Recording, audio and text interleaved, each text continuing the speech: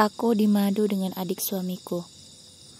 Aku istri suamiku, tapi semua tugas melayani suami dikerjakan oleh adik suamiku. Mulai dari menyiapkan makan dan keperluan suami, semua adik iparku itu yang melakukan. Aku tidak dianggap ada di rumah itu. Aku berusaha menyiapkan dan melayani suamiku, tapi adik iparku itu selalu merusuh. Setiap apa yang aku kerjakan diganggu, mulai dari masakanku yang dibuat asin atau ditambahkan banyak bubuk cabai. Dia pura-pura membantu, ternyata dia merusak masakanku. Dia seperti tidak rela kalau aku melayani suamiku. Aku curiga kalau sebenarnya dia suka dengan suamiku.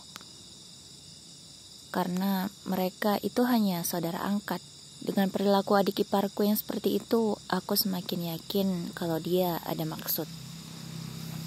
Masa aku sebagai istri tidak boleh melayani suamiku? Dia seakan ingin mengambil alih tugasku.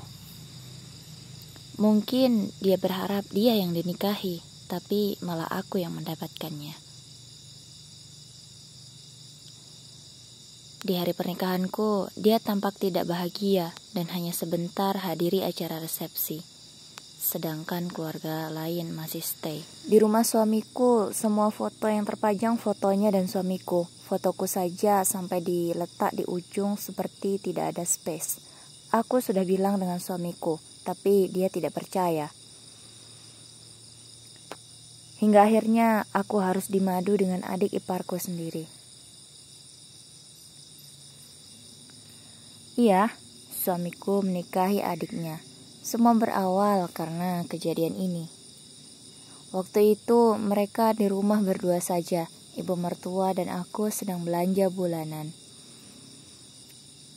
Entah bagaimana, yang aku tahu suamiku masuk ke kamar adiknya. Dia ingin meminjam charger HP. Pas kebetulan adiknya baru selesai mandi. Kurasa sengaja adiknya menggoda suamiku. Dia mengaku diajak dengan suamiku. Kebetulan juga Pak RT sedang bertamu mengumpulkan iuran lingkungan. Terjadi salah paham yang tidak dimaafkan.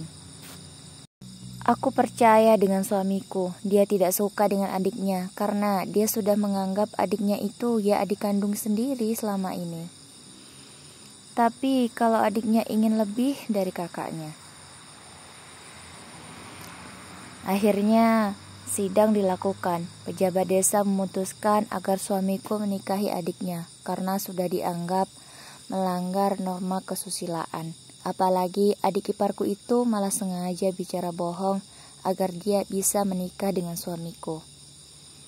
Baiklah, kamu sedang bermain-main dengan orang yang salah. Aku akan balas apa yang sudah kamu buat. Sekarang suamiku sadar niat apa yang ingin dilakukan adiknya. Kami pun kerjasama untuk membuat dia menyesal. Pertama, aku tidak biarkan mereka malam pertama. Kedua, aku tidak biarkan dia melayani kebutuhan suamiku. Ketiga, suamiku tidak pernah mau tidur dengannya. Keempat, kami akan bermesraan di depan dia agar dia merasa cemburu dan marah. Setelah semua berhasil, kami akan menjalankan rencana selanjutnya. Membuat dia merasa tidak dianggap di rumah ini, membuat dia tidak penting. Dan aku akan tinggal berdua dengan suamiku di rumahku, agar dia tidak bisa dekat dengan suamiku. Kita lihat sampai berapa lama dia bertahan, karena sudah fitnah aku dan suamiku. Setelah hampir 3 bulan dia bertahan, akhirnya dia menyerah dan minta diceraikan. Dia seperti sudah menyesal.